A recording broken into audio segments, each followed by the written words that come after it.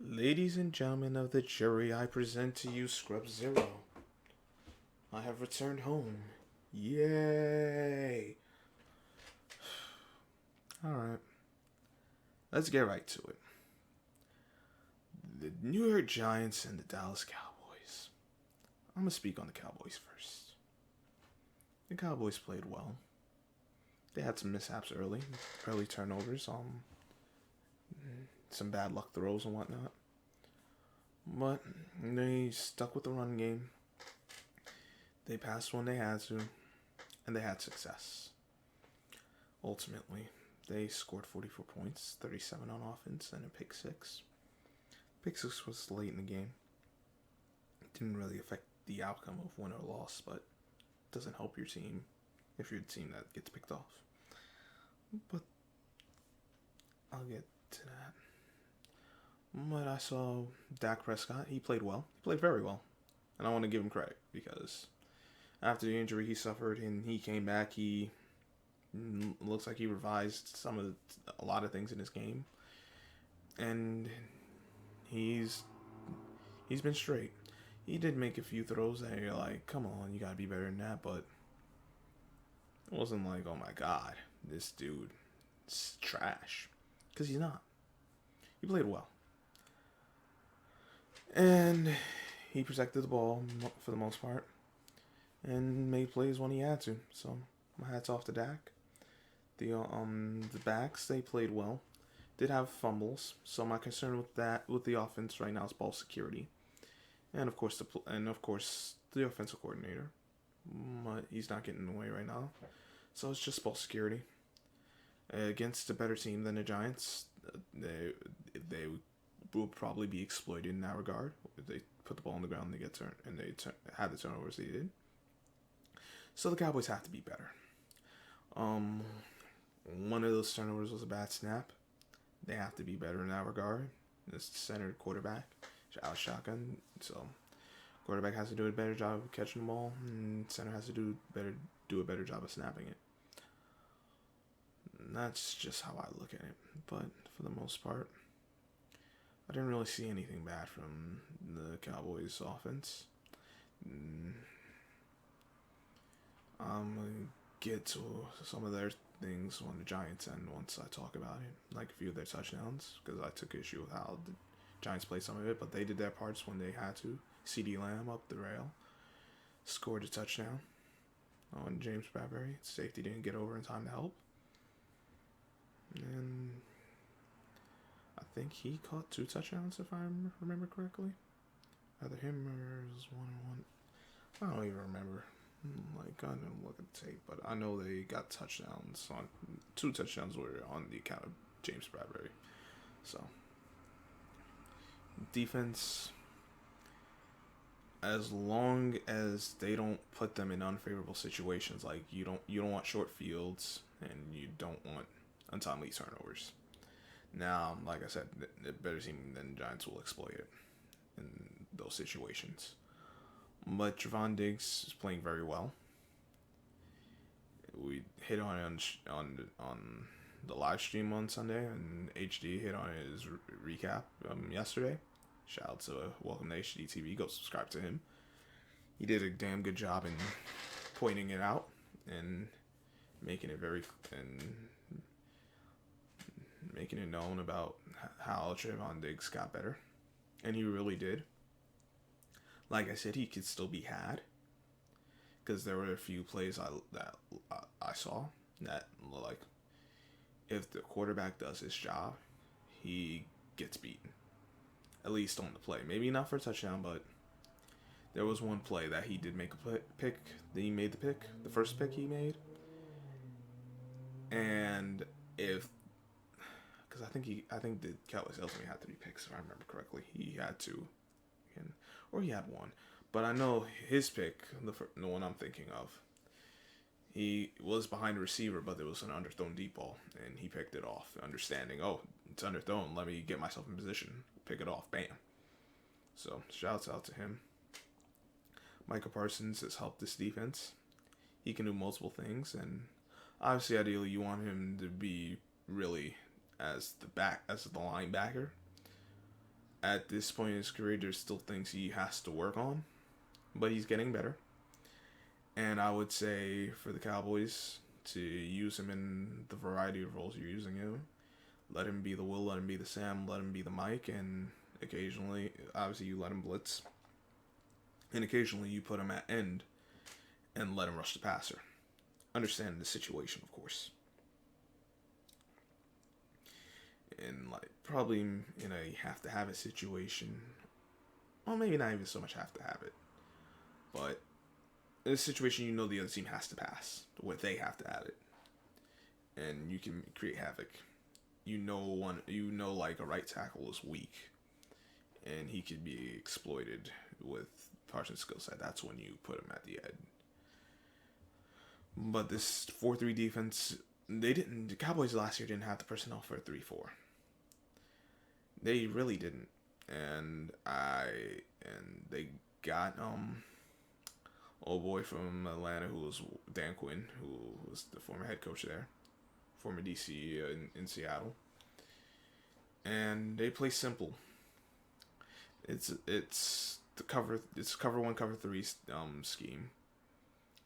Single high safety, and they play robber or lurk, which is basically you have the other safety, or maybe either that safety is gonna be that zone defender, that lower zone defender playing the middle, the intermediate part of the field, or he's going to be playing man, and most likely, and then you'll have a linebacker play the robber position, play that intermediate.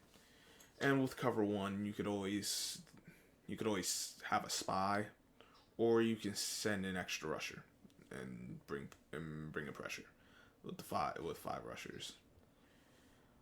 So, and be and you have to understand when to play press and when to back off. But the Cowboys to this point definitely have the best defense in this division, and they've played well. No team's really had success with the run, but they haven't really taken on a team who is really good at running the ball. So I still have questions about that. I also have some questions with some of the other guys in the secondary, because particularly number 30, Anthony Brown, who did get a pick 6. So, congrats to him. But he can be had, certainly. Diggs, their best corner, he could be had. But the weakness is not Diggs, it's the other guys. Now the safeties are better than what they've had in past years. And it looks like the linebacking core may be straight. But I want to see what happens when they play a better offensive and defensive team. If they continue playing like they played against the weaker teams, then hey. But we saw them struggle defensively against Tampa. Tampa, the only reason they were in the game, if we're going to be honest, is because Tampa kept shooting themselves in the foot.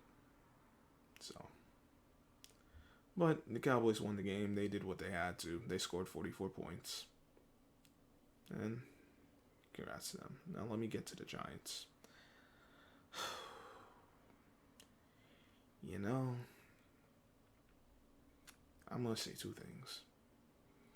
There comes a point in the season with certain teams where you just realize that insert team here, in my case, the New York Giants, are just not a good football team. And for me, I'm the kind of person, like, after a while, like, I see certain things, and then it's not that I don't care, it's that I can't care. Basically being that I would like to care, but I know what it is, and I see where it's going. I mean, the care will probably come back during game time, but this is a bad team. They are awful. They don't do anything right. They don't cover well. I think that's how they're being coached. They play a lot of off-ball instead of press, and when they play press, they're not getting their hands on the receivers. James Bradbury gave up a touchdown to CeeDee Lamb because he didn't play press coverage. And because he didn't play press, the safety wasn't able to play over top properly.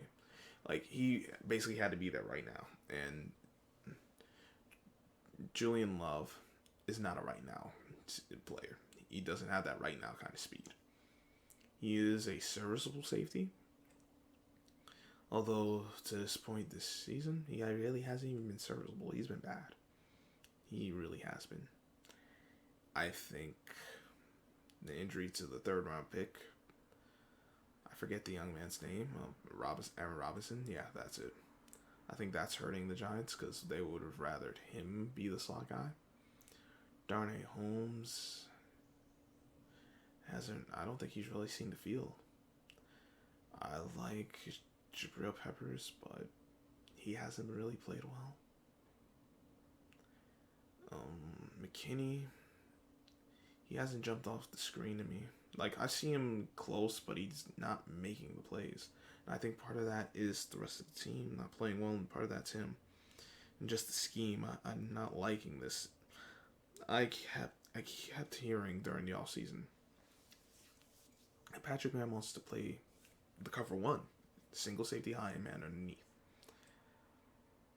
But in order to play cover, if you're going to play cover one, your guys are going to have to press. And these Giants don't press. They play bail man. Well, you know what happens when you play bail man? Practically exclusively? You get beat deep. Like, I've seen some cover one. They're not good at cover one. I don't know if they're really good at cover two. Logan Ryan hasn't been great either. Adoree Jackson, not all his fault, but he hasn't lived up to the contract. And James Bradbury has been awful. Like, he's had some moments, but it makes you wonder how. But I don't think he's being utilized properly either. And because of that, this is where the defense is, at least as far as the secondary. Now, some of that is also the front. The front is not very good in either run stuffing. They can't play the run, and they can't rush the passer. And if you can't do either, you can't win in this league. It just doesn't work. A move that seems to really be rearing its head, and I know it doesn't get talked about a lot, but here's the thing. The Giants made a decision in the offseason to let Dalvin Thompson go to free agency.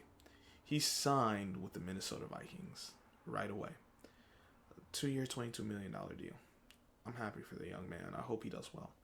I haven't really seen Minnesota's games, so I'm not really at liberty to say how well or not well he's been playing. But he was a defensive captain last year, voted by his teammates as a defensive captain, and you let him go. And from what it looks like, they're missing him physically and intangibly. Like, the play on the field and just maybe something off the field too. And they ultimately said, they saw Adoree Jackson, they said they're going to go after him. I'm not saying Adoree Jackson is a bad player. I'm not saying they should not have went after him. But what I will say, because like, I rolled with it, but I didn't love the fact they let Dalvin Thompson go. I would have preferred they kept him in Leonard Williams and made do at the second corner spot. I thought there were other guys you could have gotten. Maybe if you even got to say roll with the rookie, so be it. But I think there were other options you had that you didn't have to get Adoree Jackson. Like I said, that's not against Adoree Jackson. I'm not saying he doesn't deserve the money. I just don't think that Adoree Jackson should have been made a priority and not Dalvin Thompson. That is my opinion. The only reason I say that is because that front has been terrible. They can't stop the run. They can't stop the passer. And Dalvin Thompson, alright, he's not a stat guy. But he was the kind of guy that helped you win games. That made your defense better. Right now, without him, this defense has been awful. Through 5, and I know they struggled last year, but the only teams that really got after him in the run I mean, the Cowboys kind of always do, but outside of them, the Cardinals and the Ravens. And what do those two teams have? Dynamic quarterbacks. And the Browns too. And they have dynamic running backs. But those three teams have great running games. So that's kind of, so they were kind of gotten after in those games. The other games, they held up. Like, teams really couldn't run on them. They were really able to play the two deep coverage, because that front was so good. They can't, because they can't stop the run up front, and the linebackers aren't very good. Tay Crowder is a NFL linebacker. I don't know if he's really a starter. He's more that second linebacker in a 3-4. He'd probably be your backup in as far as 4-3, but I say that to say he's playing because Blake Martinez is injured. But he's still better than the other linebackers, the off-ball linebackers on their team. Reggie Ragland has not been good.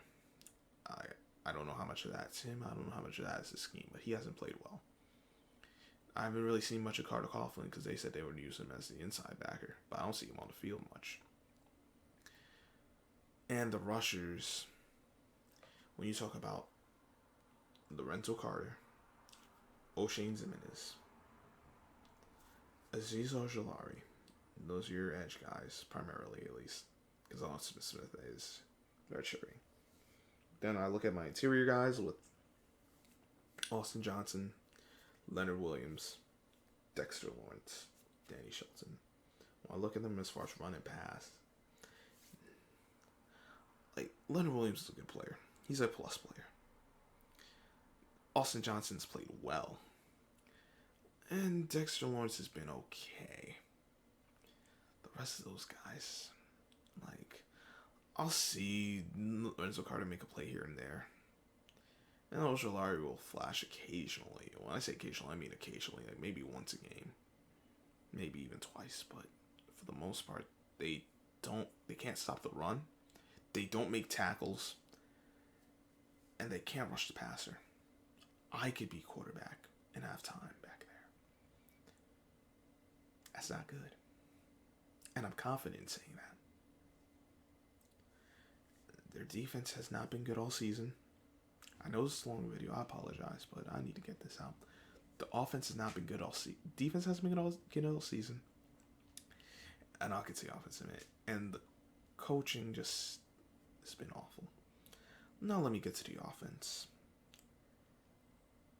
Daniel Jones, I will say he's not the guy for two reasons. One, the overthrows. He just overthrows too many throws. He's off target. And that's not going to work when you talk about being a franchise quarterback. And two, and probably more important than even the first, well, maybe not, but his decision making, particularly, he can't stay healthy. This man cannot stay healthy, and it's frustrating, and it's sad. But he can't stay healthy. Part of that is Jason Garrett's play calling. Jason Garrett's an ass play caller. Certainly, he did better in the pandemic season when there was no fans. And that's not really saying much, but he was better then than he is now. And he is, much like I said about Derek crashed the car. This is what Jason Garrett's doing. He's crashing the car. He can't handle these guys. He's not a good offensive coordinator. I'm not saying he doesn't know football. I'm just saying his play calling, his play design is awful. And the time of when they call these plays don't make no fucking sense. But, you know. But be that with the shitty play calling. Daniel Jones got himself injured. And he's injury prone. I know he's only missed like 2 games every year, the first 2 years, but he always finds a way to get nicked up. And I don't need that in a franchise quarterback. So, And like I said, decision making and the overthrows, I can't. He got, and part of this is also on Saquon because you gotta be aware of where you are on the field. So I want to I wanted to be clear. Part of this is definitely Saquon's fault because you must know where you are at all times. Be aware of your surroundings. That being said, Daniel Jones, you cannot overthrow your running back 15 yards down the damn field. Because that play got your running back injured. If you put it on target, if you actually put the damn ball on target, if he gets injured, then it's just, alright, what it is. But your bad play led to his injury. You're a liability. I love Saquon, but for the amount of money he's going to command, I can't have him. I can't. I'm sorry. I'm not saying he doesn't deserve his money. If I'm the Giants, I wouldn't do it. If he can get his money, great. And I hope he does. But I can't. But I think this is going to be his history. He's just going to be an injury-prone running back. Well, maybe he just stays healthy and these are just some freak things. But at the very least, there is an injury history on him. And the Giants are just not good enough to overcome it. Maybe they are, but as far as the personnel, but the coaching isn't, which I'll get to shortly. But let's get back. Like I said, Daniel Jones, too many overthrows. Decision making has to be better. Saquon can't stay healthy. Kenny Galladay, I don't know, because he also is injury prone. When he's there and they actually throw the ball, he's played well, but I don't know. I don't even know what play he got injured on. That's a crazy thing. He hyperextended his knee. He tried to make a run back at it, but couldn't go. If I'm the Giants, I just hold out all my guys that are injured. I don't even chance it. Like, unless they show they're ready to go, actually ready to go, and it's not going to be hindrance, I wouldn't even put any of them in. Because you're not good enough anyway. Mike Lennon is sorry. He's a sorry quarterback. The Giants made a mistake. I didn't want to admit it, but you know what? I was wrong. They made a mistake in keeping Colt McCoy. They got Mike Lennon. Mike Lennon can't throw the deep. At least we knew Colt McCoy can't throw the deep ball. Mike Lennon made you think he could throw the deep ball. He can't, because he got picked off by Trevon Diggs. And if he got the ball down the field like he was supposed to, he would have had a completion, possibly even a touchdown. I don't know, but they don't have a backup quarterback. They don't have a starting quarterback. Well, now they definitely don't have a starting quarterback, but they definitely don't have a backup quarterback because Mike Lennon gives you nothing. The Giants should go sign Cam. I would love it if they signed Cam. It would make sense, but they won't. Because here is one thing about the Giants, and yes, we know about their history. They don't about the black players. All right. Yes, they don't like. But here's one thing. I don't think other people noticed. I'm gonna just tell you something I've observed. The New York Giants, for lack of a better term, is a mom and pop shop. What I mean by that is that they will not go outside of any connection of the organization to bring in people. You saw with the head coach. You saw with some of the with a lot of the coordinators. You see most of the time with the players.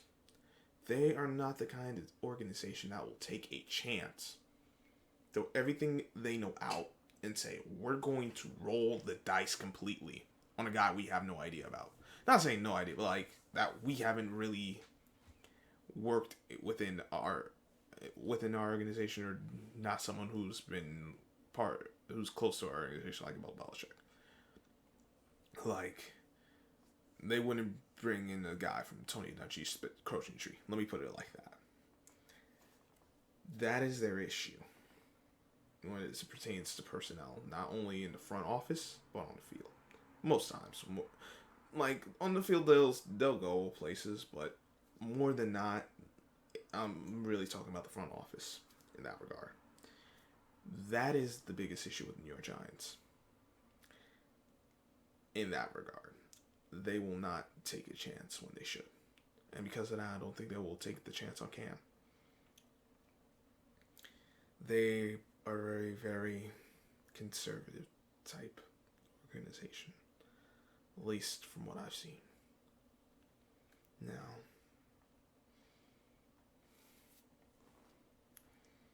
let me get to Jason Garrett real quick. He hasn't. Well, I think I did, but one more time. The trick plays are awful. The execution is awful, and I don't know what kind of coordinating he really does. I mean, because some of these guys aren't being maximized. You're not calling plays to their strengths. And I know you worry with the offensive line, and that offensive line didn't play well against the Cowboys. Now, part of that was missing Andrew Thomas, who had the ankle injury. He dressed, but he did not play. Might have been for the best. Don't want to really re-aggravate it. I think he would have went in had there been an injury. He was insurance. So I'm cool with that. He didn't go in the line. They had moments where they were solid, and then there's more times than not they were getting mollywopped. But there were still opportunities to be had, and the Giants can take advantage of it. But Jason Garrett, the offensive coordinator, gives you nothing. No. And then, oh yes, one of the things I teased is this man, Kadarius Toney.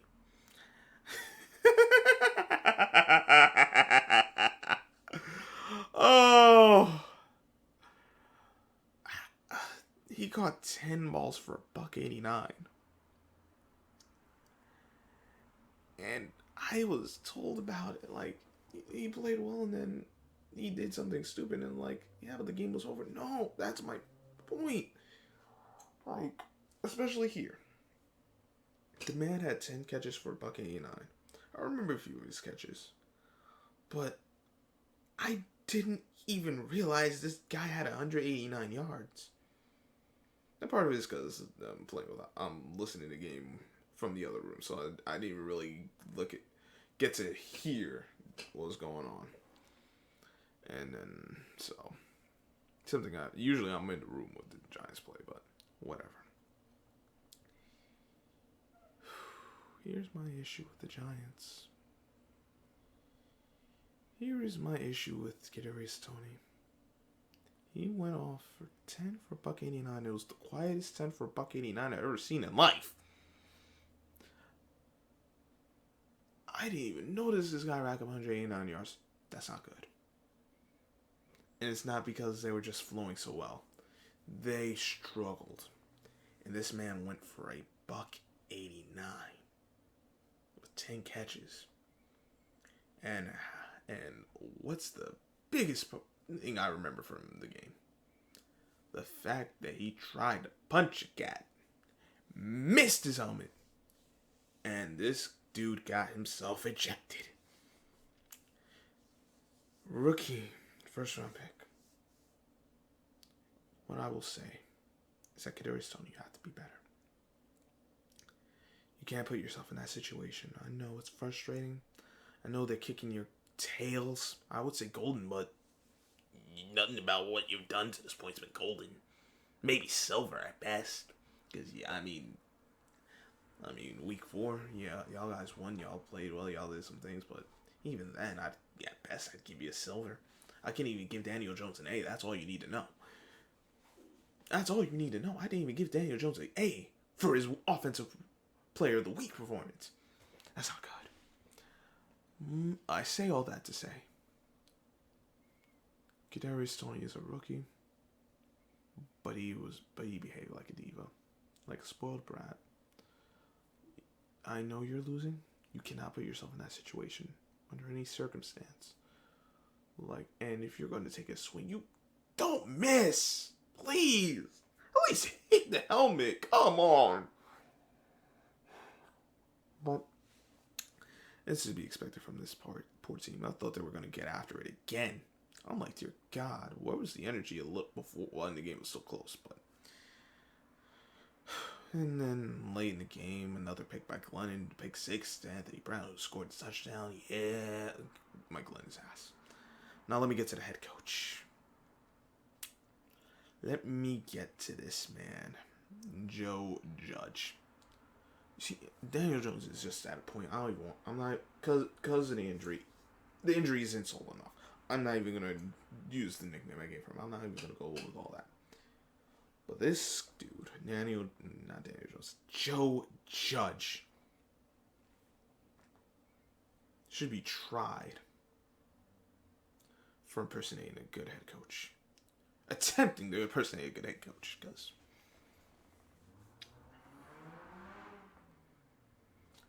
now I will say this. Just since he got there have been a lot of rumblings about the issues with how he coaches and this, that, and the other. I hadn't heard anything from the coaching side. And last year at least, there really wasn't anything internal that was really put out there. At least from the guys who were on the 53. You didn't really hear enough of that to really be like, of course you heard what you usually hear, but it wasn't wild last year. But at some point you got to start winning games, and the Giants have only won one game this year. And we've heard the rumblings again. And this time, I'm confident that there's been some internal rumblings. I don't know, because I haven't really been looking at that, but I'm confident that there has, with how it's been playing. When I can look from every week and say, why did you do this? Why did you do this? Why did you do this? Why the hell did you do this? And what the hell were you thinking with this? When I can do that every week, 5 weeks into a season, then you want to give your player an earful. And that sounds good and all. And all these discipline stuff and whatnot, but Joe Judge, let me inform you something real quick. I'm not even going to get into, grown men now.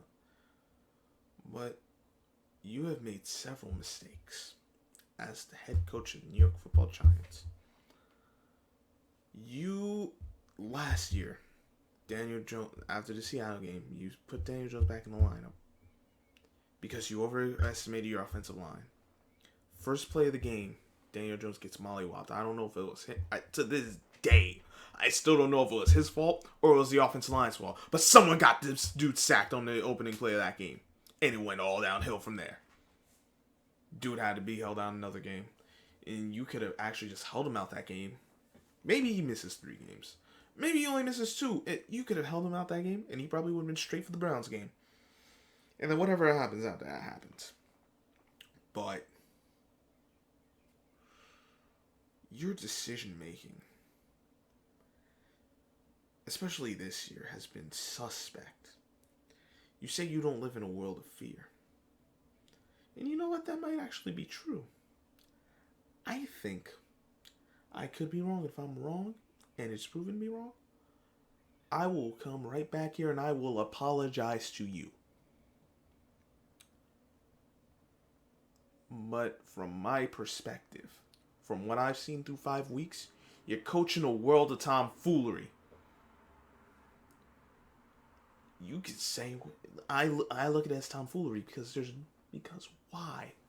Opening week, you throw a damn challenge flag on a touchdown, and you know they automatically review. It can't be challenged. It costs your team a timeout, and you look like a damn idiot.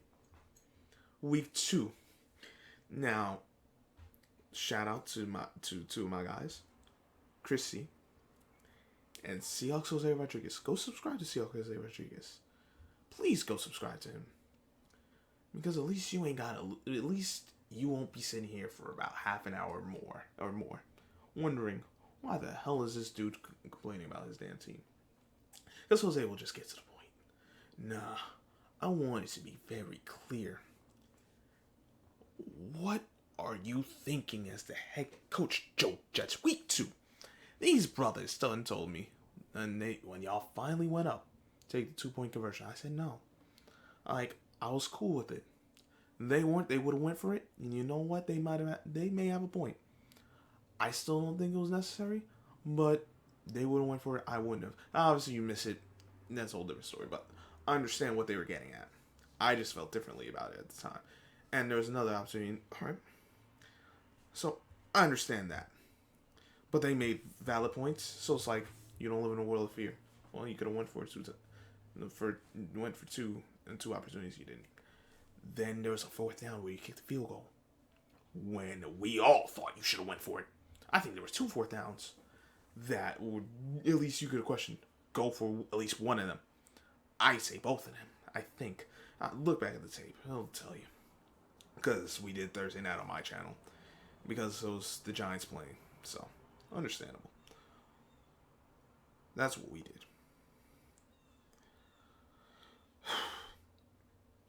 But you missed opportunities and your defense played like ass. Once again. Played like ass week 1. They played like ass week 2. Week 3. Who did they play week 3? Dear God. It don't even matter at this point because they fucking suck. Oh, Atlanta. That's right. And it looked like they played alright defensively. And you look at the final score, you're like, alright, they only gave up 17 points. But when you look at the situational, this team can't play situational football. And you're the head coach. You're supposed to be the special teams coordinator. You're supposed to have eyes on everything, right? But your team can't play situational football? That's on you as a head coach. And man, you see, there's a lot I cannot care about. But bad football is something that I can't do. I can't do bad football. I can't. Like, certain things will just... You're lucky I'm not... Because I'd give you a hug. I'd give you a hug, Joe Judge. I really would. Let me put it like a Zibby Kawamis type hug. Take that for what you will. But I'll give you a hug. All that to say, there was another opportunity for you to go for it on 4th down. And you turned tail and ran like the coward you are. Now let's get to week 4 in New Orleans. Well, actually, I done went in on you week 4. And y'all won. How do you win and I still have complaints about your damn team? Like, to the point I still want to smack you around. Like, to the point I want to be like, I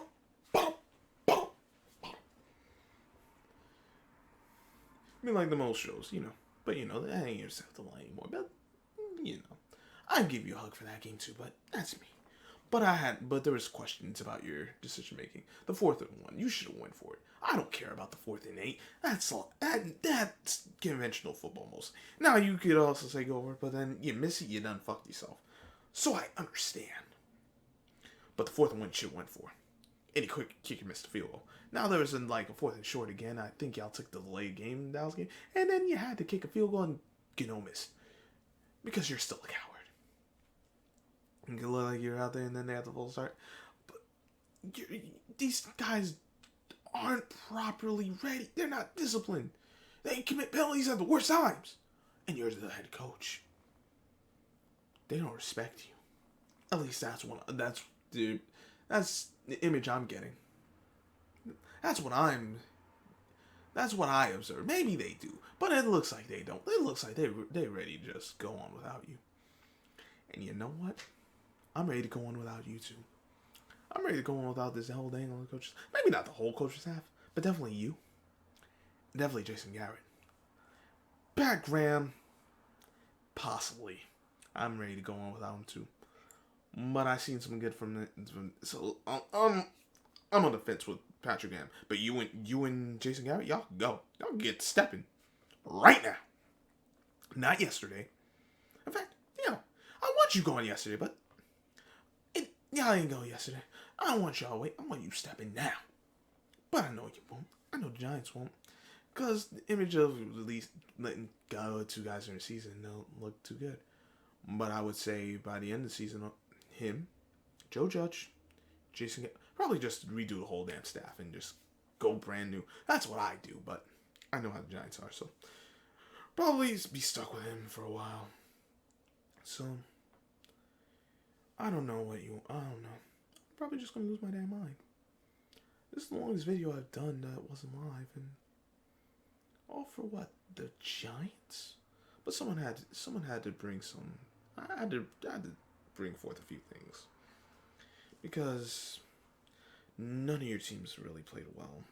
I haven't seen a complete 60. You said we were gonna play the whole game for 60 minutes. You haven't played a whole game for 60 minutes. You played parts of a game for 60 minutes. You have proven through 5 games this year, and a lot from all the games I've seen with this Giants team, what it says. Maybe you now I don't think they're gonna review you mid-season, so maybe you can turn this around. But as of today, October 12th, 2021, Market X. To this point, you have been sorry. You have proven you're not the guy. You've proven you're not a guy I should have confidence in. And you know what? I don't. In fact, I'm going to tell you right now, I don't have that much confidence in you. I'm picking the Rams to win. And if you win, I'll be like, great. But until I actually see a complete game of football, I'm going to be on your helmet and the team's helmet every single week. And I'm going to keep doing it because someone has to. And if it's got to be me, the resident Giants fan, so be it. Because I'm tired of y'all. I'm tired of all y'all. John Mayer, I'm tired of you and your nonsense. You're going to have to start taking some risk, like real risk. I mean, like, actually go out of the organization and get a real head coach. Get a guy who has the credentials and let him be the head coach. And same with the general manager. And let them and actually, you've seen them actually prove themselves. And let them run the show. And if that don't work, then you know what? Do what you want afterward. But you gotta do something different. Because whatever you thought would work isn't working. Y'all need a new quarterback too. I don't know if you can get one in a draft. Now, if you are willing to trade for Deshaun Watson, I think you might have something. There's still the issue with the offensive line. Some of that's injuries. Some of that the guys need reps, and then some is just the personnel. I know some of it's injuries because you're missing two of the guys you thought would start, and they're not starting. And there's a whole lot of injuries with just the guard and center combination. Obviously, you're missing Andrew Thomas, who's been playing well at this point. So obviously you need a right tackle, but you need depth too, because your guys are just falling. There's nothing I could really say about just the sheer amount of bodies falling with the offensive line. Like, you just pray they could hold up halfway decently. Devontae Booker was not a good pickup.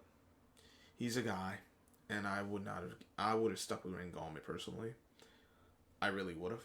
I think for what the personnel is, he was the better back.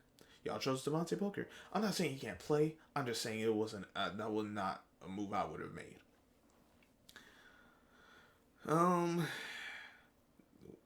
Brightwell hasn't gotten a lot of snaps either. He's probably gonna get more snaps, so we'll see how well he is or not. But the offensive line is bad anyway, so I don't know.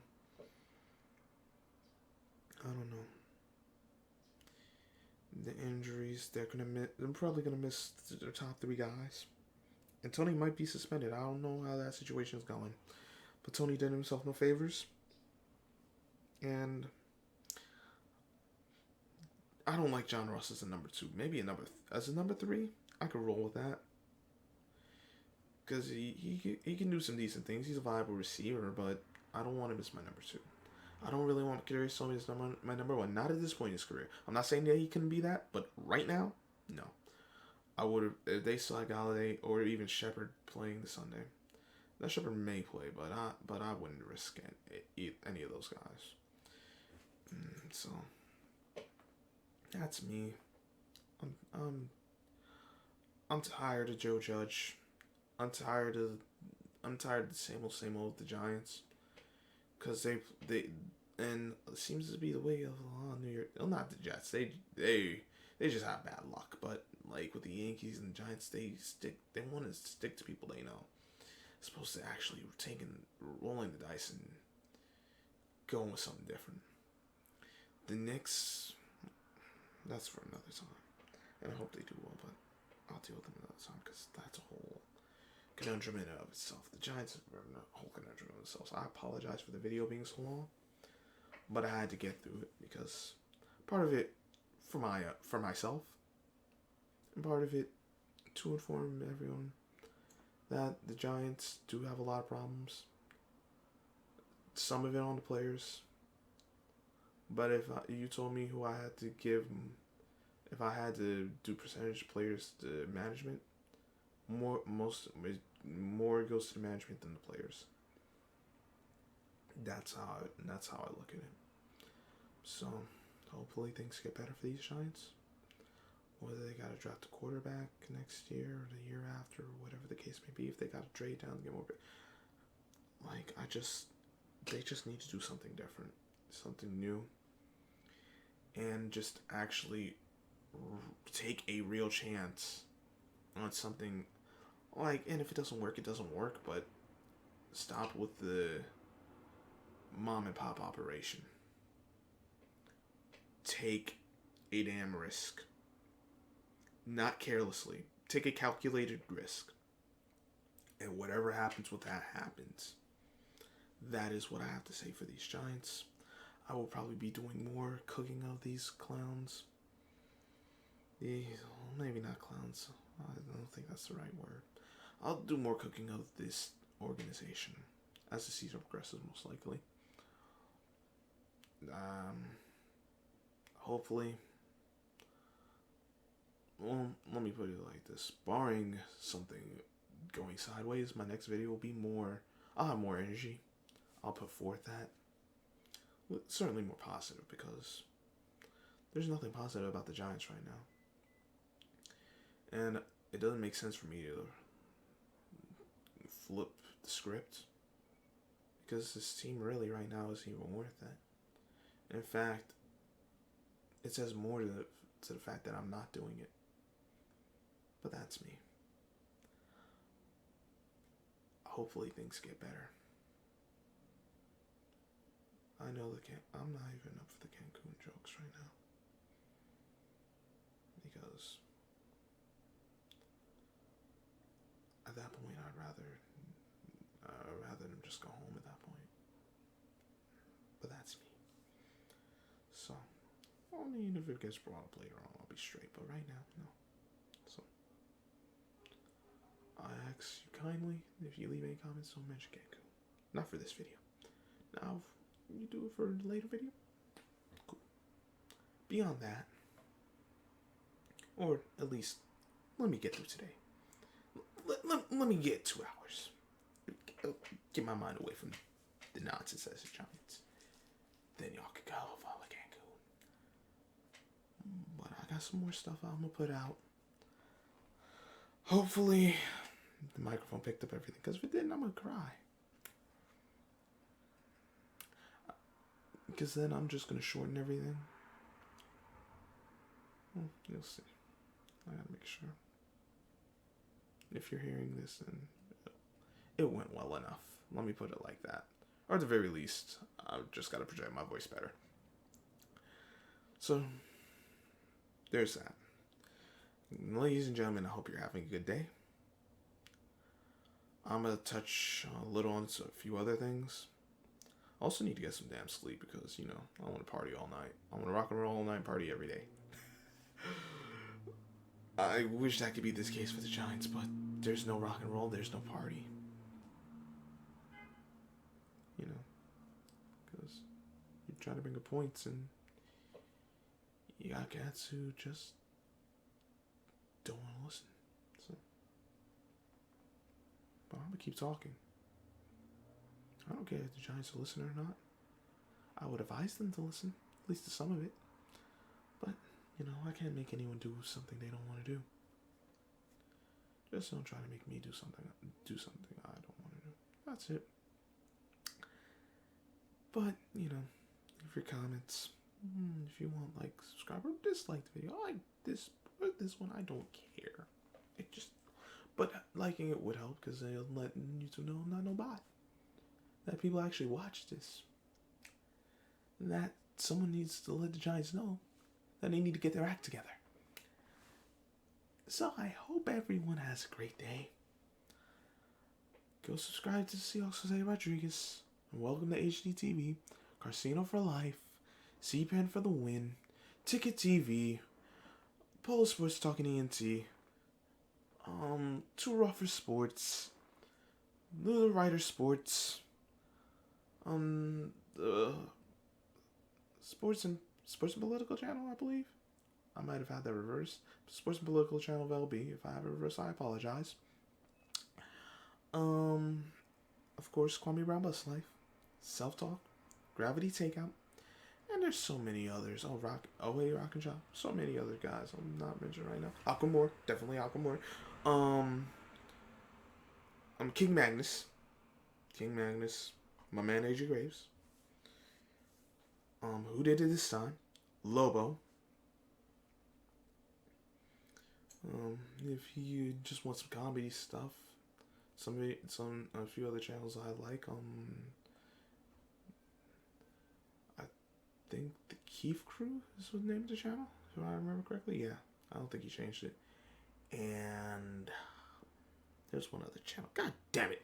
Hash Potatoes, like comedy stuff. They good for a laugh. They do skit, like those channels are straight. So yeah, just don't be a New York fan. That is my advice to you. That is the advice Scrub Zero will give to you. If you haven't been a New York fan before, don't start now. Turnstile will run. There's Philly. Philly ain't far from here. Just go to Philly. Go to Buffalo. If you really want a New York team, go to Buffalo. Please. You won't, at least now, recent days. Hell,